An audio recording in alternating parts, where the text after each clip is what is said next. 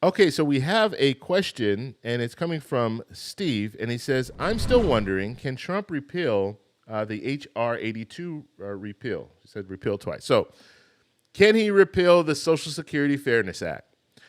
No, he can't. And we're seeing a lot right now. We're seeing a lot of these executive orders and stuff going through, and so I'm sure some people have concern. Okay, Social Security Fairness Act. Can he just eliminate this, or can he get rid of this bill? No, the bill was signed into law, so it went through Congress. It was signed into law by President Biden. He cannot just repeal it. He could temporarily pause it, but he can't repeal it. And I don't think we're going to be even looking at a situation where he would consider repealing this or even pausing this. We saw with the TikTok ban, he paused it. Okay, so he gave them a little bit of time to actually sell it, and so that's understandable. But when it comes to the Social Security Fairness Act, even if he paused it, what is he pausing it for? So they can come together and Congress can come together and put another bill on the floor. I don't think that would be a wise decision for him to do, and I don't even think this is something that he would even touch. So Congress, on the other hand, they can make changes. They can create a new bill, and this is one of the fears that I have. Okay, so my fear is not with the president. My fear is actually with Congress. Right now, they're working on a reconciliation bill. And in that reconciliation bill, they're going to have a lot of different bills that they're going to put together, and they're going to pass them. Now, the reason that they're going through reconciliation is because they don't need the 60 votes in the Senate. So they need a majority vote in the House, which is normal. But in the Senate, you always need the 60 votes. Okay, you need that supermajority. But through reconciliation, they don't need the 60 votes. And so they can just pass this bill right along party lines. Now, Democrats did the same thing when they had the majority in both the House and the Senate. And now Republicans are going to do the same thing. So they're probably going to roll back some of the stuff that President Biden signed off and, some of the bills that President Biden signed off on. And then they're going to put these other bills together. Now, my concern is that some politicians might say, you know what, we repealed weapon GPO, but why don't we change things and have these different, different calculations, basically. So still have weapon GPO, but weapon GPO light, where it doesn't reduce your benefits as much. And this would be a good time to do it if they were to do something like this, because people haven't started receiving their checks. Once people start receiving that increase, it's going to be very hard for them to say, okay, we're going to start pulling back and you're not going to receive that full amount anymore. And so that is that's my concern, that we could see a reconciliation bill go through that has, it reforms the whole weapon GPO by having a recalculation, but the recalculation isn't as harsh as it is, right, or as it was, because right now it's over, it's eliminated. So basically adding weapon GPO to this bill. And then I'm also concerned as far as changes to Social Security. Will we see any changes to Social Security? Will we see more funding for Social Security? Because that's something else. Congress didn't fund this Social Security Fairness Act. And so the Social Security Administration saying that's why it's taken us so long, or it's going to take us so long, is because we need more funding. We need to hire more staff. So will they have some funding for the Social Security Fairness Act? So that's something else. But when it comes down to it, President, he can't repeal it. Okay, he can't do that. He can temporarily pause it, but there's no reason for him to temporarily pause it. I can't see any reason why he would do that. Okay, let's answer this question from Chuck. He is asking, how many people are on Social Security? So right now, I think it's like 71 million people are currently receiving Social Security benefits, and that's everyone. So we're talking about people who are retired that are receiving Social Security benefits, survivors, spousal benefits, SSI, SSDI.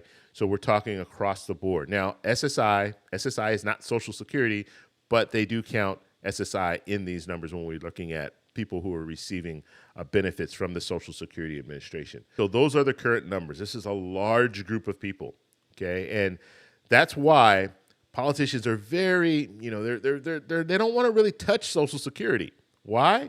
Because they know it's a large voter block, 71 million plus people that are currently receiving benefits. And if you cut those benefits, guess what? Those people are not going to vote for you.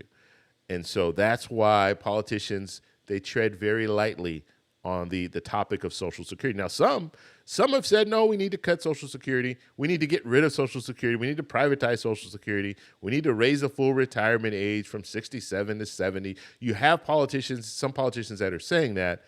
But to be honest with you, moving forward with something like that would be very risky for these politicians. And so that's why they really, they don't say too much when it comes to Social Security. But the problem is they're afraid to tackle the real issue when it comes to Social Security, and that's they need to reform Social Security. We only have 8 years, and in 8 years, the trust funds will be depleted.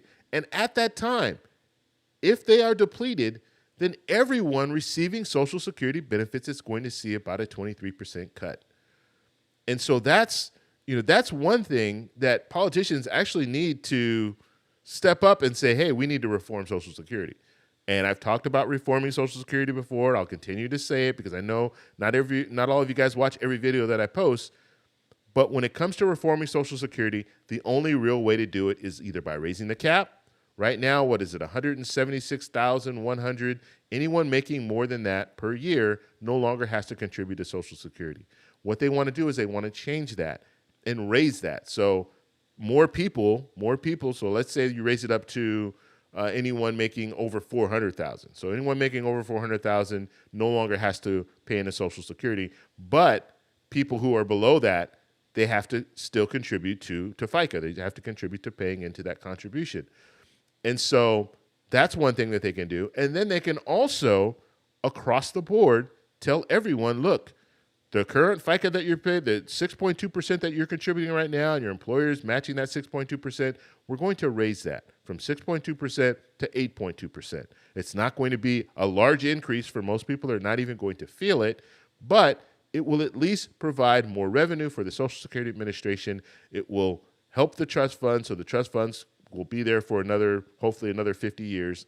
That's the way that they're going to have to do this. That's the way that they're going to have to reform it. Right now, they're not talking about reforming it. They're just talking about, okay, well, let's raise the full retirement age. That could be reformed. Well, yeah, it could be a reform, but guess what? It's not going to get you another 40 or 50 years just by raising the full retirement age. It's only, I think, like they were saying, like 20% of what needs to happen. So you still have another 80% of revenue that you need to bring in order to fix the system. So that's something that we really need to see politicians talk more about, but unfortunately they're not. They're talking about the opposite. They're talking about cutting funding to the Social Security Administration, which is going to mean that you're going to be waiting longer to talk to someone. You're going to be waiting longer to have your claim looked at if you're applying for SSDI. So things like that. They need to address this by reforming Social Security, just like they did back in 1983, where they reformed it and they prolonged it. They were able to get us to this point here. They need to do that again. Now, I know back in 1983, one of the things they did is they raised the full retirement age from 65 to 67. Let's hope that that's not what they're talking about here. Let's hope that they're actually talking about what needs to happen, and that's they need to raise the FICA contribution. That's what they need to do. Okay, let's take a look at this question. It says, I called the SSA today. After being on hold for 3 hours, I hung up. Disgraceful. Okay, so right now, long wait times. And I've had a lot of people tell me this. Okay, I've even had family members tell me this, that they've had to wait on the phone for a long time before someone answered the phone. Or some people they hung up. And so I have two things to say here. When it comes to the Social Security Administration, right now they're being bombarded. Because of the Social Security Fairness Act, there are a lot of people that are calling. They're saying that they're getting like 7,000 calls per day. So they're getting a lot of people calling them. And so what I would recommend, the first step, go over to the Social Security website, ssa.gov. Sign up for a My Social Security account. You're going to be able to get information just for signing up from that My Social Security account. You're going to be able to get information about your account, where you stand, how many credits you currently have, all of that stuff. You can get that just by signing up for that account. Now, I understand not everyone is computer savvy and they might not want to do it that way, but that's a way that you can handle this and not have to wait on the phone for hours and hours, okay?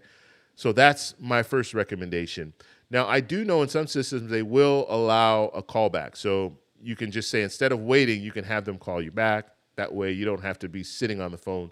You can go off and do whatever you're doing, and then when they call you, then you can speak with someone. But I think the first thing that you should do is go on the website. Another option is you can contact your congressperson, and you can tell them that you're having a problem contacting the Social Security Administration. And in some situations, they'll be able to address that so you can at least talk to someone. And so those are my recommendations when it comes down to it. But yes, right now, it's only going to get worse. It's only going to get worse. You're going to have more and more people that are going to be calling the Social Security Administration. And so those are my tips as of right now. So that's all I have for this video. If you guys have any questions, let me know in the comments below. If you like this video, please give me a thumbs up. Please subscribe for more, and I'll talk to you in the next one.